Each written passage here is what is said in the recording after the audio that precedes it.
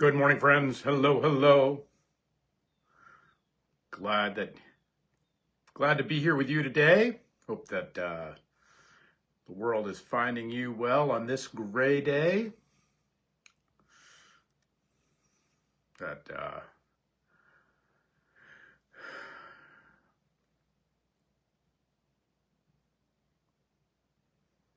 Good morning, friends. Hello.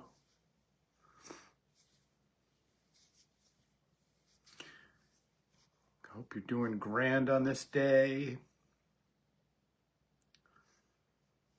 There is much that we have in this day. I'm up in the beautiful pine tree state, as evidenced by, well, pine trees. So hope you're doing well today in this as we gather during this Thanksgiving week. A few folks coming along here in terms of the live stream. A couple of folks popping in. Good morning, friends. Hello. If you're doing okay on this gray day. Hey, Deb, good morning to you. Yeah. Hope you are preparing to have a thankful day tomorrow as we I know I'm thankful for you. And continue to be a great blessing. Good morning, friends. Hello, hello. Let's see. One or two more folks coming along. So, good morning. Let's get going this morning. It is the 26th day of November on this 11/11 on this Wednesday, the day before Thanksgiving, on this Thanksgiving week, the penultimate day. You never get to use that word penultimate, so we'll throw it around a little bit. Hey, John, good morning to you. Hope things in New Hampshire are grand and that you are good. That one of the great, this week we're kind of just talking about Thanksgiving. That's just what we're going to do. So that, if you already had enough of it, too bad.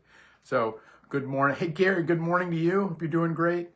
That this morning I'm going to talk about the 100th Psalm, which is really considered the basic and most greatest Psalm of Thanksgiving time, and it's only 5 verses, so we can read the whole thing.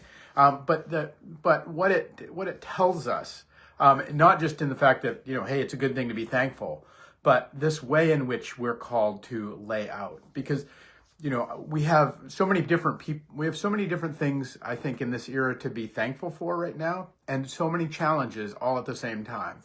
And that in many ways, Thanksgiving is it's easy to be thankful when all the things are right. It's easy to be thankful when all things are lining up.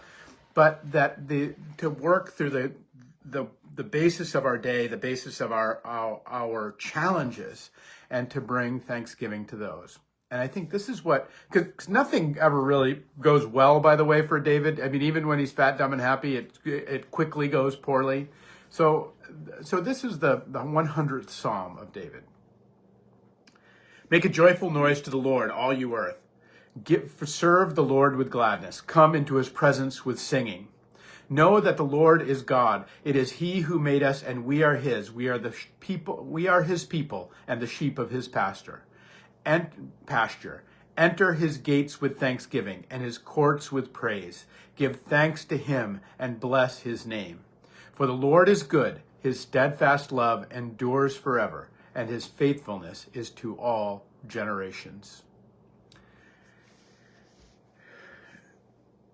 If your life is kind of like mine these days, that there's a lot of people that there's a lot of sadness. There's some worry. I know our friend Donna, who is often on this live stream. She's at the doctor's right now.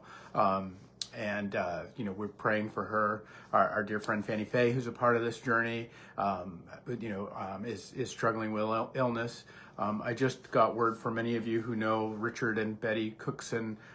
Betty passed into the next life over the last few days, and so we keep them in our hearts. There's our dear friend Bill in church is in recovering, but also still quite ill. And I could keep going, and I'm not. I hope nobody feels like I'm leaving anybody out. I'm just giving us the sense of that, that's just my wheelhouse. I don't know, and yours, I'm certain has heaviness and difficulty in it. And when David's writing this, he's writing it in the face of difficulty. He's writing it in the face of grief. He's writing it in the face of all manner of difficulties. But he offers us a way to do this. I think this is what the psalm is. It's not just 5 verses of just, hey, don't worry, be happy. There's actually a bit of a method here. There's some tools that we can actually call on, and so I want to just pull those out for a second, and then go back to this touchstone of this holiday. Our friends, the Pilgrims, when in 1621, when they set out and set down for the first Thanksgiving in America, and so this psalm. Make a joyful noise to the Lord, all the earth. Well, what does that mean? That it's essentially that when we can find ourselves in the midst of all manner of things in this life, whatever we're doing, whether we're doing the dishes, whether we're contending with the illness of a friend, whether we're worried about whatever's going to come next, whether we're carrying anxiety about, gosh, I don't know what's going to come next, whatever it is. But there's the sense of that, and that encompasses all the earth. It's everything. It's not just, oh, look, that there's a happy thing. There's a sunset. There's a sunrise. I can be grateful for those things. There's somebody who loves me. I can be grateful for that thing. But it is to make a joyful noise in all the earth. Well, what's our noisemaker? Okay? What's our noisemaker? It's our pie hole, right? Our pie hole is actually the noisemaker of our life, right? I mean, sometimes I have beans and that's a different kind of noise making. But anyway, there's a sense of like, we have our noisemaker is in fact what we speak into the world. When the Lord invites us to say, make a joyful noise to the Lord, all the earth. It is when we are struggling with things, when we're dealing with the difficult things, let us speak goodness into it. Let us speak hope into it. Let us speak joy into it. That it is so easy. It is so easy to cast. And some of us are wired this way, and so it's just kind of a temptation, and some of us aren't, and so it's less of a temptation. But we all have this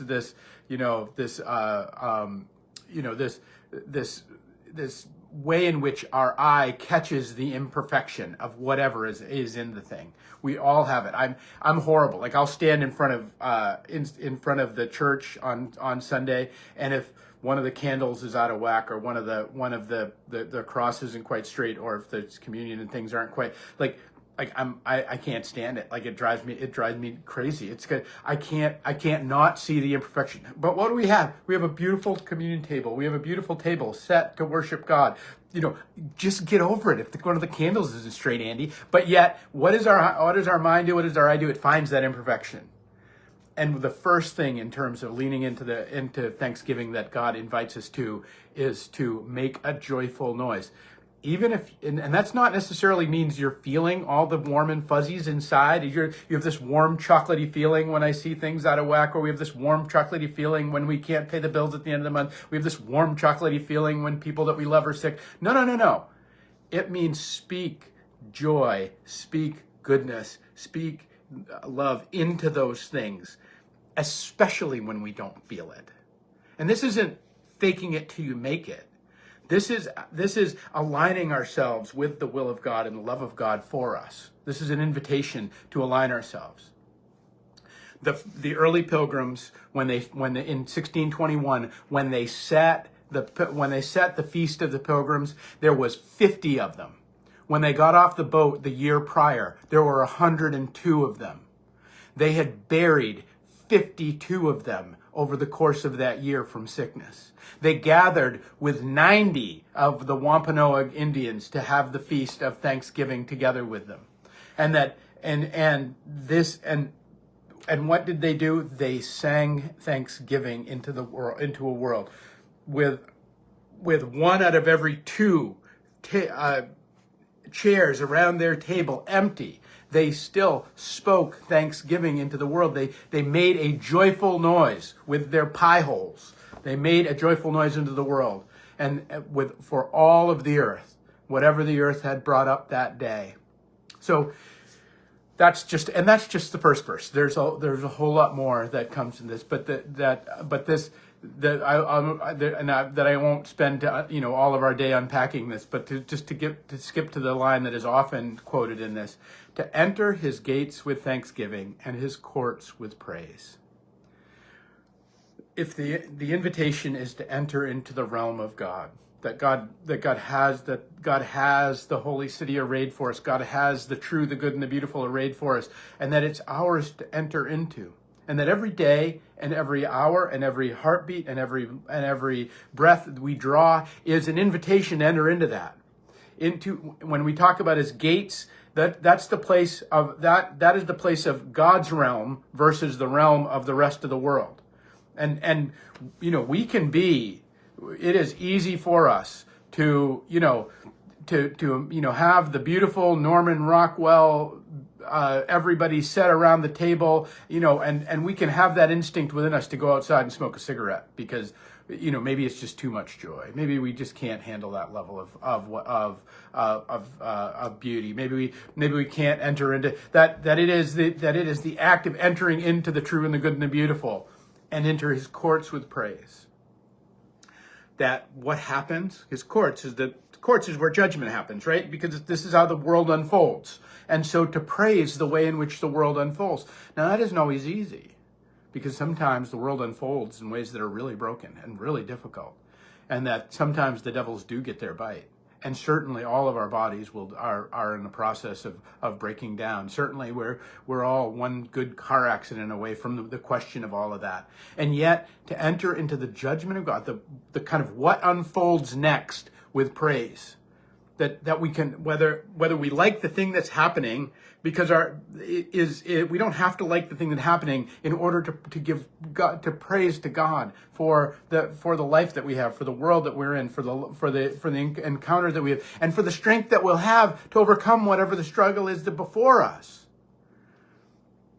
So I want to end us today by going back to Edward Winslow, the great Plymouth colony statesman who said that this is what who documented the first Thanksgiving. And I want you to see just these two elements that we've talked about, but I invite you maybe to spend a little time, if you're looking for a devotional over these next few days, to spend a little time with these 5 verses of the 100th Psalm, because they I think offer us a way to come into Thanksgiving, maybe when our heart isn't in it. They offer us a way to come into God's glory when glory seems hard to find. That this song of David was crafted not just out of difficulty, but it was crafted out of the betrayal of his own heart, in the betrayal of his own lusts, the betrayal of his own family, in the rebellion of his son Absalom that ended up having to kill, the betrayal of his own of even his own people in his court who would rebel against him, that again and again, that the ways in which things didn't unfold for him the way that we would think the chosen one of God would. And yet, there is a way to ever and always keep coming back to Thanksgiving, to keep coming back to his courts and his gates with praise. So this, and maybe you can see these elements in this little paragraph that Edward Winslow documented in 1621 about what the first Thanksgiving looked like. Here's the Winslow's words. Our harvest being gotten in, our governor sent 4 men on fowling. that so we might have a special manner rejoice together after we had gathered the fruit of our labors. The 4 in one day killed as much fowl as with little help besides served the whole company for almost a week. At which time, among other recreations, we exercised our arms, and many of the Indians coming amongst us, among the rest of their great king Massasoit, some 90 men, whom for 3 days we entertained and feasted, and they went out and killed 5 deer, which they brought to the plantation and bestowed upon our governor, and upon the captain and others. And although it be not always so plentiful as it was at this time with us, yet by the goodness of God, we are so far from want that we often wish you partakers of our plenty. Friends, I wish you partakers of our plenty today. Wherever you find plenty in your life, I hope that you will, that you can embrace it, you can enjoy it, you can enrich it, you can look at the people that you love that are around you, and you can truly drink in the beauty and the sacrifices and the gifts that they're offering you. That you can drink in what it is to have people that love you in this world, to have been prayed for, because by the way, you will have been prayed for, because I always pray for everyone after this live stream that will ever hear it. So you know that you are prayed for today. Know that in all of this journey, that we might, in our feasting, in our coming and going, in our breaking down, in our falling down, and in our getting up again, we may know the thanksgiving of God. We may make a joyful noise, and we may enter his courts with praise and thanksgiving. Peace and grace to you, my friends, and we'll pick it up. We'll have a little check-in tomorrow, if you're interested. So peace and grace to you all. And if we are not together in person or in this little digital world, it is truly my hope you have a blessed Thanksgiving.